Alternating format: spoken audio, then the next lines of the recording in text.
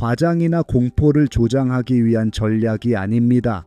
집을 살 생각이 있다면 시간이 얼마 남지 않았습니다. 최근 몇 년 동안 전 세계 일부 도시에서는 주택 가격이 급등하여 5년 이내에 100%를 초과했습니다.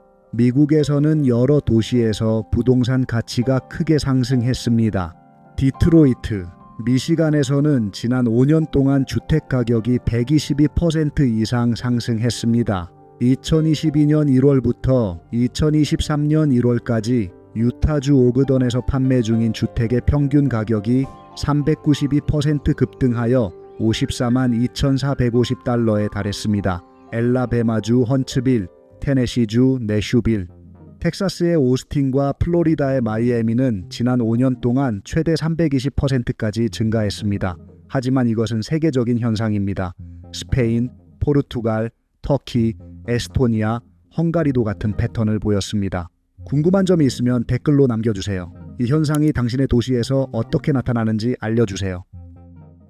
부동산 시장은 전환점에 있습니다. 일부 전문가들은 가격이 멈추지 않고 계속 오를 것이라고 말하는 반면 다른 전문가들은 2008년과 유사한 거품의 경계에 있을 수 있다고 경고합니다. 큰 질문은 2025년에 정말로 무슨 일이 일어날까요? 주택이 너무 비싸기 전에 마지막으로 살 수 있는 최고의 해가 될까요? 아니면 수천 가구를 금융위기로 몰아갈 수 있는 임박한 붕괴를 앞두고 있나요? 주택 구매를 계획하고 있다면 이 비디오는 최선의 결정을 내리는 데 도움이 될 것입니다. 우리는 가격을 상승시키고 있는 요인들에 대해 이야기할 것입니다. 정말로 부동산 거품이 있는지 분석하고 이 불확실한 순간에 어떻게 대처해야 할지에 대한 중요한 정보를 제공할 것입니다. 끝까지 남아있어 보세요. 오늘 발견하게 될 것이 여러분의 재정적 미래를 완전히 바꿀 수도 있습니다. 집값이 10년도 안 되어 최대 100% 올랐습니다. 이는 2018년에 30만 달러였던 집이 오늘날에는 50만 달러를 넘을 수 있다는 것을 의미합니다. 하지만 이 추세는 언제까지 계속될까요? 신규 주택 공급은 부족합니다. 많은 도시에서 건설이 과도한 규제, 높은 비용, 부동산 개발자에 대한 인센티브 부족으로 인해 급격히 감소했습니다.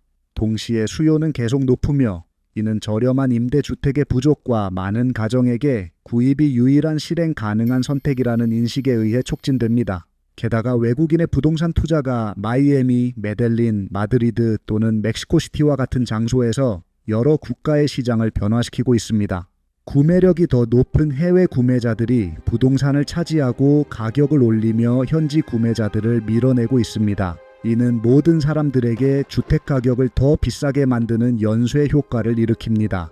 반면에 이자율은 최근 몇 년 동안 비교적 낮아서 대출에 더 쉽게 접근할 수 있었고 부동산 구매를 촉진했습니다. 하지만 경제 전망에 따르면 중앙은행들이 언제든지 정책을 변경할 수 있으며 이는 주택담보대출을 더 비싸게 만들고 시장의 잠재 구매자 수를 줄일 수 있습니다. 주택 가격이 급격히 오를 때마다 사람들이 거품이라는 말을 더 많이 사용하게 됩니다. 2008년의 위기는 수백만 명의 기억에 지울 수 없는 흔적을 남겼고 많은 사람들이 그 역사가 되풀이될까 두려워합니다. 하지만 우리는 정말로 새로운 부동산 거품을 맞이하고 있는 걸까요? 데이터에 따르면 이번에는 상황이 달라 보입니다. 이를 이해하기 위해서는 2008년의 상황을 분석하는 것이 중요합니다. 그 당시 은행들은 지불 능력이 없는 사람들에게 돈을 빌려주었습니다. 그로 인해 아무도 자신의 호화로운 저택을 지불하지 않았습니다. 사실상 거리에서 살던 사람들이 갑자기 미국의 고급 지역에서 살기 위해 대출을 신청할 수 있었습니다. 모든 금융사기에서처럼 붕괴는 불가피했습니다. 은행들은 아무도 살 수 없는 수천 채의 부동산을 소유하게 되었고 이는 세상의 왕을 궁지에 몰아넣었습니다. 즉, 은행들에게 말입니다. 은행은 돈이 없고 부동산으로 가득 차 있는 상황까지 왔습니다. 현금을 확보하기 위해 싸게 팔아야 했고 그 결과 부동산 시장이 붕괴하면서 수백만 사람들의 재산과 자산이 무너졌습니다. 하지만 이것이 왜 당신에게 좋은 소식일까요? 왜 2025년이 주택 구매의 최적의 해로 보일까요? 오늘날 몇 가지 주요 측면에서 상황이 다릅니다. 은행들은 과거의 같은 실수를 반복하지 않도록 대출 기준을 강화했습니다. 게다가 많은 나라에서 고용이 안정적으로 유지되어 대규모 채무 불이행의 위험이 감소했습니다. 설상가상으로 오늘날 신용을 얻는 것은 거의 불가능합니다. 은행이 점점 더 주택담보대출을 줄인다면, 즉 집을 살 수 있도록 대출을 제공한다는 것입니다. 많은 사람들이 주택을 구매하고 싶어 하지만 할 수 없으며, 그로 인해 부동산은 자본이 많은 사람들만 소유할 수 있습니다. 게다가 높은 건설 비용과 부동산 투자를 위한 인센티브 부족이 공급을 제한하고 있습니다. 수요가 많고 공급이 적을 때 시장에 보이지 않는 손은 가격을 계속 상승시킵니다. 글로벌 전쟁이나 세계 경제를 멈출 새로운 전염병이 발생하지 않는 한 부동산 시장은 계속해서 오를 것으로 보입니다. 주택 접근성은 구매를 원하는 사람들뿐만 아니라 임대가 필요한 사람들에게도 문제가 되고 있습니다. 점점 더 많은 사람들이 통제할 수 없는 가격 상승으로 인해 부동산 시장에서 밀려나고 있습니다.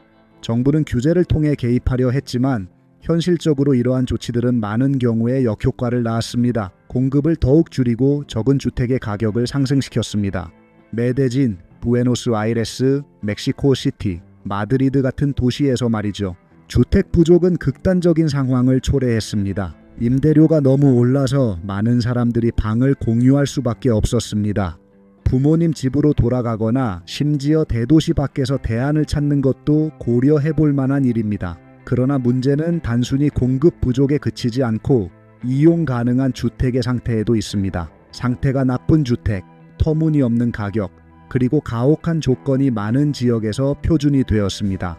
반면 많은 국가에서 새로운 주택 건설이 정체되어 있습니다. 관료적 제약, 높은 비용, 그리고 개발자에 대한 인센티브 부족으로 인해 신규 주택 공급이 최소화되었습니다. 여기에 외국 자본과 대기업의 투기적 투자가 속해 있으며 이들이 부동산을 점유하고 가격을 인위적으로 올리고 있습니다.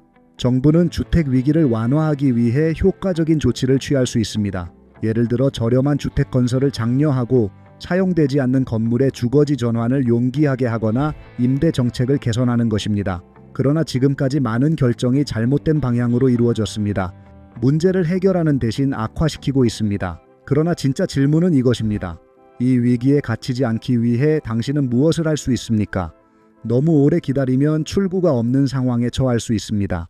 부동산 시장은 위기에 있으며 앞으로 몇 달 동안 무엇을 하느냐가 미래를 보장할 수 있는지 아니면 선택의 여지가 없는지를 결정할 수 있습니다. 최선의 결정을 내리기 위해 고려해야 할 몇 가지 핵심 요소가 있습니다. 돈을 벌고 편안하게 사는 것이 목표라면 상승하는 부동산 시장에서 가장 좋은 전략은 고정금리를 활용하는 것입니다. 잠재적 가치 상승 여력이 있는 시장에서 구입하고 임대를 활용하여 비용을 충당하고 현금 흐름을 창출합니다. 여기 실제 숫자로 된 구체적인 전략이 있습니다. 만약 제가 30살이고 예산이 10만 달러라면 미래의 부를 창출하고 편안히 살기 위한 저의 전략은 명확할 것입니다. 스마트한 접근으로 부동산에 투자하는 것입니다. 살 집을 사는 대신 그 돈으로 성장세가 강하고 임대 수요가 높은 도시에 있는 부동산을 매입할 것입니다. 오스틴, 멕시코시티, 리스본 같은 도시들처럼 목표는 단순히 내 소유의 장소를 가지는 것이 아니라 돈이 내 대신 일하도록 하여 수동적으로 수익을 창출하고 시간이 지남에 따라 그 가치를 증가시키는 것입니다. 첫 번째 단계는 가치 상승 가능성이 있는 부동산을 찾는 것입니다. 지역에 임대 수요가 있고 주택 가격이 상승 추세에 있는지 확인합니다. 10만 달러로 자금을 통해 부동산을 매입할 수 있습니다. 2만 달러, 즉 20%의 다운 페이먼트를 하고 나머지는 30년 만기 주택담보대출로 7% 이자율로 융자받는 경우를 생각하고 있습니다. 이렇게 하면 제 월별 모기지 상환액이 약 532달러가 될 것이며 여기에 보험, 세금 및 유지비로 200달러를 더 추가해야 합니다. 제 총 비용을 월 732달러로 두고 있습니다. 이 투자가 정말 수익성이 있으려면 처음부터 부동산을 임대하는 것을 선택할 것입니다. 수요가 높은 지역에서는 월 1,000달러의 임대료를 정할 수 있습니다. 이것은 비용을 충당할 뿐만 아니라 매달 268달러의 긍정적인 현금 흐름을 생성할 수 있게 해줄 것입니다. 이 추가 자금은 처음에는 많지 않아 보일지 모르지만 시간이 지남에 따라 축적되어 예상치 못한 상황을 해결하거나 심지어 두 번째 투자를 위해 저축하는 데 도움이 될 것입니다. 그러나 이 전략의 핵심은 월세에만 있는 것이 아닙니다. 부동산 가치 평가, 시장이 연 8%의 감사를 유지한다면 5년 후 내 10만 달러의 부동산이 약 14만 6천 달러로 가치가 상승할 것입니다. 이는 임대료 수익 외에도 재투자 금액이 단지 자산 가치 상승으로 인해 46,900달러 증가했음을 의미합니다. 그 5년 후에는 몇 가지 선택지가 있습니다.